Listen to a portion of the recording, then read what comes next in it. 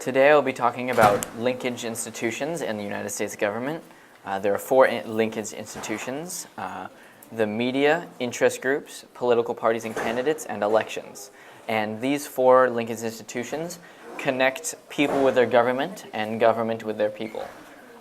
Specifically, the media connects the people to the government by interviewing politicians and broadcasting political debates. The media also connects the government to the people by reporting polls, covering civil unrest or protests, and by interviewing citizens on their views on the government's actions. The first source is an interview of Dr. Ben Carson, a PhD in neurosurgery, on Fox News Network. Fox News is a conservative news source, so there's going to be some bias on who they choose to interview, because they're probably going to choose someone who aligns with the views of the network and the viewers. Fox News also does not receive any financial support from any outside donors. Dr. Carson's main argument is that marijuana is a gateway drug, and that we as a nation need to discuss legislations such as Colorado's legalization of marijuana more openly in order to assess the dangers and benefits of such a legislation. Dr. Carson does not take a stance on whether marijuana should or should not be legalized. Dr. Carson uses several logical fallacies in his argument. First, he uses the logical fallacy of the slippery slope when he says that marijuana is a gateway drug and that we are gradually removing barriers to hedonistic activity. Dr. Carson does not cite any credible sources to back up this claim. He also uses the logical fallacy of appeal to authority when he quotes several unnamed sources to support his argument that marijuana is a gateway drug. Since he does not cite these sources, we have no way of knowing if these sources actually exist, and if they do, we cannot discern if they are credible or not. Although Dr. Carson provides little credible evidence, his argument is largely valid because he needs little evidence to support the argument that we need to discuss these legislations more. His argument would be further strengthened if he provided evidence to show how little the U.S. as a nation discusses these issues. Dr. Carson attempts to address the opposing viewpoint when he says that medical marijuana is very helpful in many compassionate medical cases, but this is largely irrelevant because his argument is about the use of recreational marijuana. His argument would be much more credible if he were to address the benefits of legalizing recreational marijuana. Dr. Carson's argument would be further strengthened if he were to simply cite the sources that he got this information that marijuana is a gateway drug from. Although it may seem that Dr. Carson, as a PhD in neurosurgery, is qualified to give his opinion on the fact that marijuana is a gateway drug, this may not be the case because the fact that the marijuana is a gateway drug may be more of a social aspect than a medical one. So without evidence to support this, his argument is further weakened. The second media source is an interview of Dr. Sanjay Gupta, a doctor of neurosurgery, and he speaks about his stance on the legalization of both medical and recreational marijuana. CNN is a liberal news source, so they are going to lean towards the side of supporting marijuana, and they are going to interview people who align with the views of the news source and their viewers. Dr. Gupta's two main arguments are that 1. Medical marijuana benefits patients in ways that pharmaceutical drugs cannot, and thus should be legalized for medical uses. And 2, although he does not take a clear stance on the issue of legalizing recreational marijuana, marijuana has less abuse potential than other drugs. Overall, Dr. Gupta provides a very strong argument. First, he starts with identifying the shortcomings in the data in the medical journals. He says that in the medical journals, only about 6% of the medical journals focus on the benefits of marijuana, while 94% focus on the harms. This identifies a clear misrepresentation of the harms and benefits of the medical marijuana. He then goes to refute the DEA scheduling policy, which qualifies marijuana as a Schedule 1 substance, being extremely dangerous and that it has no medical applications. He explains that there's an accidental overdose every 19 minutes on prescription medication, which is lower in the DEA scheduling policy and thus considered less dangerous and more medically useful.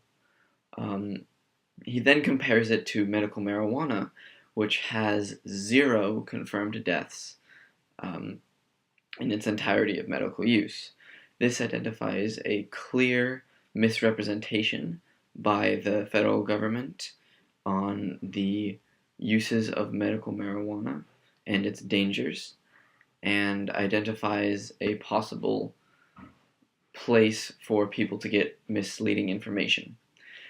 He does provide personal experience, but this personal experience is coming from the side of him as a medical professional and is therefore very credible because of his education and experience in the medical field.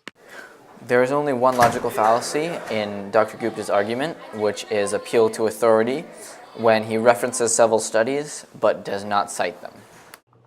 The third media source is a monologue of Bill Riley on Fox News. Bill Riley is a conservative talk show host, and he is against policies such as gun control and the legalization of marijuana. He is against the government controlling states and would like the states to have sovereign power over the government. He's for less involvement of the government. Bill Riley himself grew up in a very Catholic environment. He went to a Catholic middle and high school, and this culture will present a strong bias as he will lean towards values that mirror those of his upbringing. So he will probably be against things such as gay rights or the use of drugs. His education is largely in history and reporting, and so any opinion that he provides on this issue without the backing of facts or studies is going to be irrelevant because he is not educated in this issue.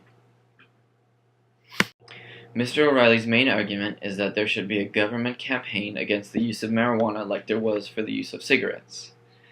For the sake of brevity, I will only illuminate some of his logical fallacies. The first being a non sequitur when he claims that the government's campaign against cigarettes was the sole reason for the decrease in smoking. He does provide percentages. It decreased from 40% to 18%, but he fails to show how the government campaign lowered those percentages, and even if it was effective or not. The second fallacy is the false analogy when he quotes a study that marijuana is damaging to brains of people through the ages of 16 to 25 years old. He then goes to say, because 20 million Americans are regular marijuana users, it will damage the country. He does not say what percentage of those 20 million Americans are actually, in fact, ages 16 to 25, and it could be the case that many of those 20 million Americans are not between the ages of 16 and 25, having no significant effect on the country as a whole. Thirdly, he makes a hasty generalization when he calls all marijuana users lazy and selfish.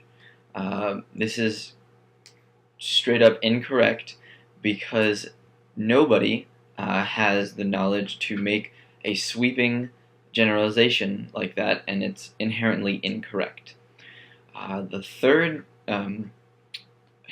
logical fallacy that he uses is force and fear when he warns people around regular marijuana users to watch out instilling fear into them that there is some inherent danger that marijuana brings to people, although he provides no logical or relevant evidence to this fact. Overall, Mr. O'Reilly presents strong evidence. He quotes the Journal for Neurosurgery, and he uses many statistics, but this evidence is significantly weakened by his bias and his use of logical fallacies. Mr. O'Reilly often uses his personal opinion, which, as we discussed earlier, is highly irrelevant. Mr. O'Reilly's argument would be further strengthened if instead of using his personal opinion, he used facts, studies, and the opinion of experts to comment and support his fact that there should be a government campaign against the use of marijuana.